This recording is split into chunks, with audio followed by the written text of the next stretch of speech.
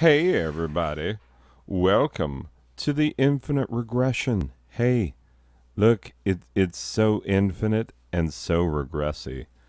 And you wound up here with me, the mysterious personage known only as the Badger. Yeah, that's right. A little hands thing when I say my own name, but you can't see it because you are enjoying the infinite regression. Trust me, it was impressive. Anyway, we're here to talk about video games, and today we've got an interesting little do-bobber, little whatchums. This one is called The Vagrant. The Vagrant comes to us developed by OTK Games and published by Sakura. Anyway, OTK Games, just looking at what they've got on Steam. I don't know if this is their entire lineup, but they've got another game coming out called Detained, Too Good for School. And yeah, that looks like it's in early in beta.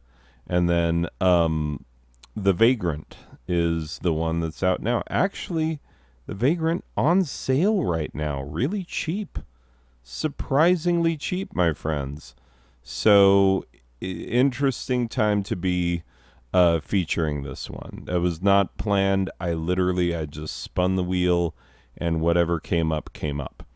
Anyway, so what is The Vagrant? Well, it is a okay. I will just say it. Demon's Crown. Or Dragon's Crown? Demon's Crown. Hold up. You know that game for the PS3 side-scrolling hack and slasher? I think it's Dragon's Crown. The one where... Hold up. Oh, my goodness. The one where all the women were, like, disproportionately boobled. And, like, everybody was like, what even is this art style? But, like, the gameplay was really solid. Actually, that is a wild... Yeah, it is Dragon's Crown. Confirmed. That is a very, very good comparison for this little number right here. Because The Vagrant is a hack and slash, beat 'em up, side-scrolly, 2D... RPG-ish because there's a leveling system. The developers call it a Metroidvania, but it's not very... It's Metroidvania the same way that Dragon's Crown is Metroidvania, which is that it's not. You know, because everything is side-scrolly and you just can't access certain things at certain times. That does not a Metroidvania make. You know, there's no, like, action platformy business. There's no, you know, it's missing all of the other vital elements of Metroidvania. So this is, I would call it an action, side-scrolling hack and slash RPG. That's what I would call it. So, now that we've got the genre nailed down, let's know what it is. Well, as you can see, there's this woman... And she's not that much into the wearing of clothes. As a matter of fact, I am disgusted by her boobages.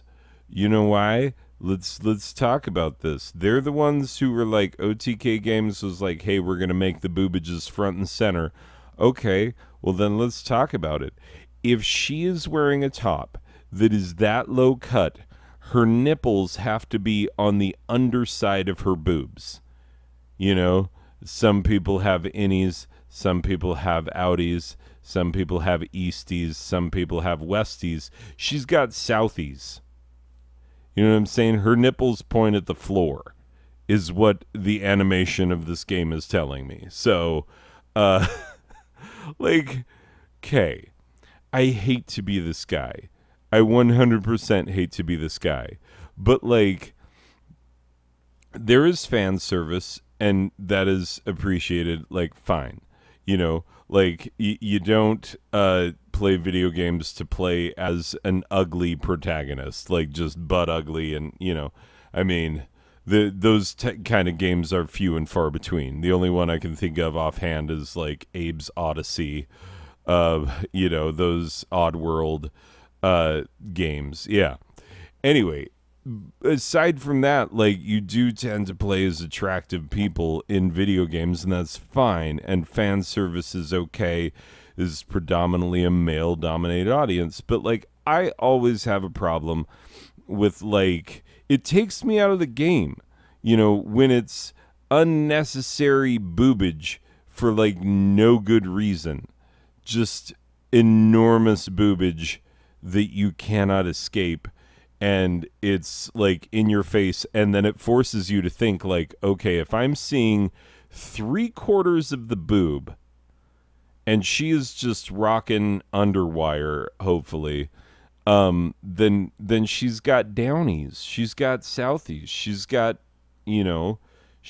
some under nipples, and like, I don't mean to make fun of her for her condition, but in as much as she is a fictional character, they could have given her, a regular female body. I mean, look, okay, the Switch game that I'm playing right now is Atelier Ryza, right? That is a fan service game. They literally, you could tell that they spent a lot of time in the jubbly wubbly engine, developing the science, the physics of the jubblies and the wubblies in the game. Okay, fine, whatever. But like, she's at least semi-reasonably clothed for what she's doing. This woman, like all the other women, are like wearing like clothes, and then she's out there rocking like not quite a bikini. Like, honestly, it's like full-on lingerie. She's like gone full Victoria's Secret, and that's what she's wearing on the battlefield. And like, I can't, it takes me out of the action of the game. I'm just thrown by it. And so, yeah, I hate to say it, but that's how I feel. Like, you feel how you want to feel about it. If you see that and you're like, but boobies though, and I like it. Okay, fine, whatever. You are probably more of who they were thinking of than me, with my highfalutin ideas. Anyway, so let's get past that. That's the first thing you notice, is voluminous boobies, and the fact that her tights are like, which, like, tights, yeah, those aren't armor. That they are very much slit up the thighs so that you can get extra skin wherever you look. It just is really pointless. And then she wears a full-on cape, like, why are you wearing a full-on cape if, let's get off this. Let's just get off this. Anyway, moving on. How does the game actually work? Well, quite well, as a matter of fact. The controls are really tight. I am reminded rather of Bladed Fury, which is an excellent game, excellent hack and slasher. And there are a number of similarities you could draw between this one and Bladed Fury. Although ultimately I would say Dragon's Crown is going to give you the best idea of what it's like moving through the levels and whatnot. So, yes, this is a little bit of a ridiculous game. It does have a story. The story is not amazing. It won't like blow you away or anything. It's not going to be like the most intense, like deeply felt Final Fantasy kind of thing where like if a character dies, you're just going to be crying by yourself in the corner like, he had so much to live for. We've been through so much, like, and maybe it's because I haven't played enough of the game that I'm like, well, if some of these characters die, meh. So, and maybe I'm just heartless. Who knows? Who knows? But the fact is, like, the story is not what really drives this. What really drives this is the hacking and the slashing. That is what the game is good at, and boy, is it good at that. You feel like you're constantly looting, although, like, it's funny how slowly the meter climbs on a lot of that loot. Um, with all the gold you need to collect to get a decent weapon and whatnot. Like, it just seems like you're hacking and slashing forever, which is okay. It's totally okay. I don't mind grinding if the hacking and the slashing is good. I'll grind out like nobody's business because I enjoy hacking and slashing. Now, there's another beautiful thing that reminds me of Guacamelee, actually, another fine game. I'm just going to name drop other games that I enjoy all through this review. No, Guacamelee does this thing where it seals off the area and then you have to fight the boss, and you'll see that in this game where, like, even if it's not much of a boss, it's just, a couple of boars or a couple of rats or whatever.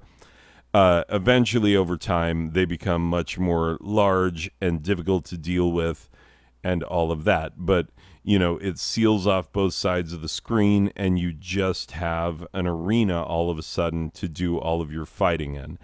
And there are combo moves and there are special power-up abilities and whatnot. And you've got, a certain number of moves that you can make and you have to charge up your meter and all of that. Very similar to a lot of games. But, just because some of these mechanics have been done before does not mean that you can't take them, use them, and do it to great effect. I mean, honestly, what is new under the sun in the world of video games? For everything, there is an analog somewhere that you can point to and be like, oh, this is like that thing from that game. So much more difficult to come up with original ideas, and so often the original ideas are not as good as the established ones. So sometimes you just stick with the established idea and that's good enough. So yeah. Anyway, that's how we feel about that. Anyway, the the combat is really solid in this. The looting is really good. The music is kind of repetitive, honestly. The art style is beautiful. Like, it has a very watercolory, handcrafted sort of a feel. And parts of this game feel a little bit, too indie, if you know what I mean.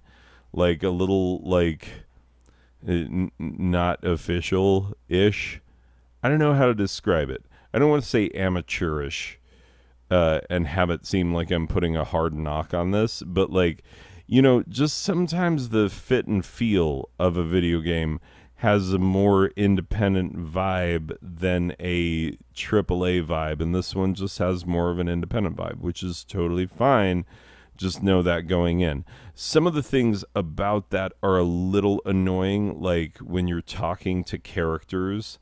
Like, if there is non-skippable dialogue, like cutscene style dialogue, it will be absolutely normal. You will skip on through, the really annoying thing is that when you're talking to NPCs on your own and you're choosing to talk to them, sometimes it's hard to get the dialogue box to come up so that you can have the option to talk to them, and then you have to hit the dialogue box multiple times, and they may have information that you want. And so it's kind of a pain in the neck, a little bit. I mean, not a huge pain.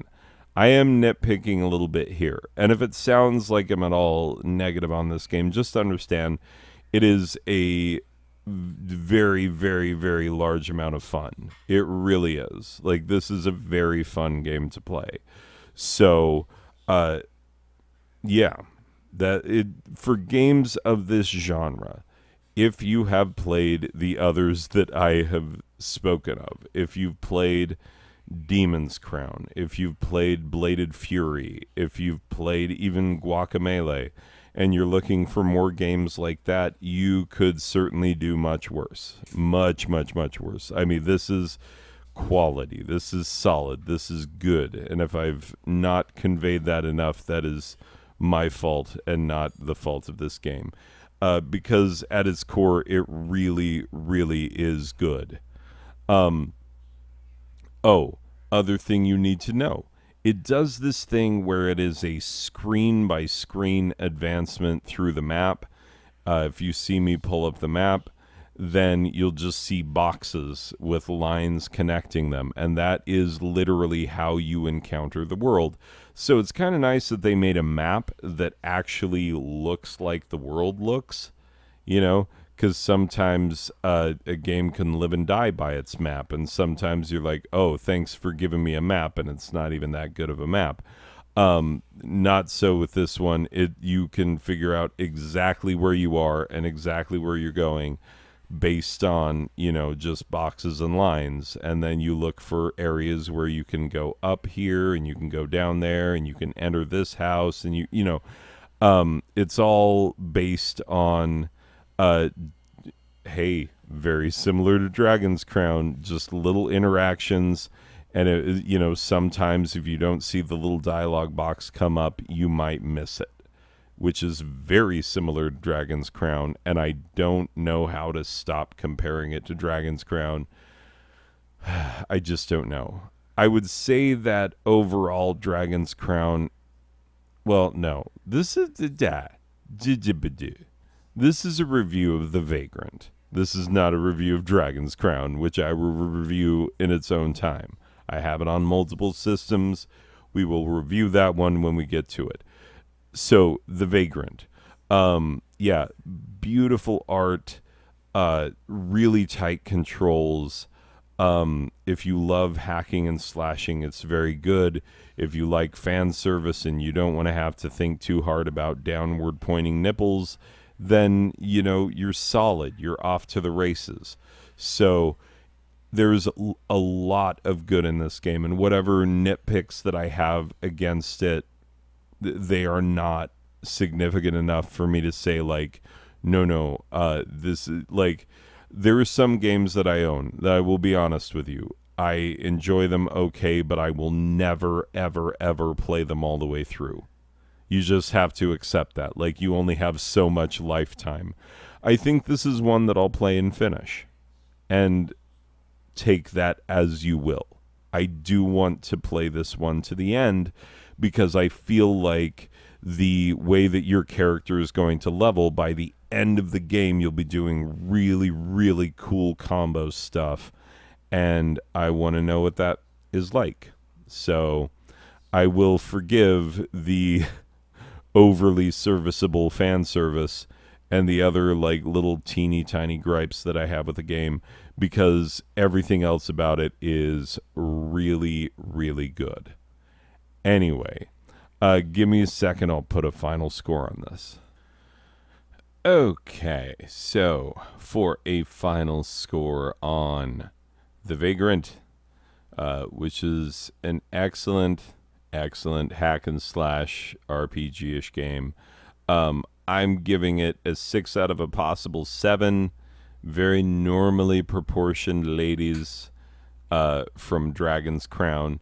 And yeah, revisiting the Dragon's Crown characters and deciding which one I wanted to put on there, I was reminded that The Vagrant is not even remotely the most ridiculous fan service game out there. The Dragon's Crown might literally have that crown, because look at this lady. I mean, what? Anyway, you have the sorceress with, like, boobies that defy logic. You know, it's absurd. So, like, yeah, maybe in retrospect, The Vagrant isn't all that bad in comparison, especially given, like, obviously, I'm willing to forgive a lot of ridiculous boobage if you bring the gameplay correct. And both of these games, yeah, Dragon's Crown, I keep talking about it. Excellent, awesome. I will review it at some point when it comes up on the wheel. And The Vagrant is no slouch in and of itself. I mean, it is super much fun. Highly recommended. Very tight controls. Very much fun if you enjoy this kind of game. So, yeah, I know I do, and maybe you do as well. Hopefully, you learned something from this and it was at all worth your while to have clicked on my little video here. Anyway, hope you enjoyed it, ladies and gents. And that is it for me on this one. And I will see you in the next one. Okay, bye.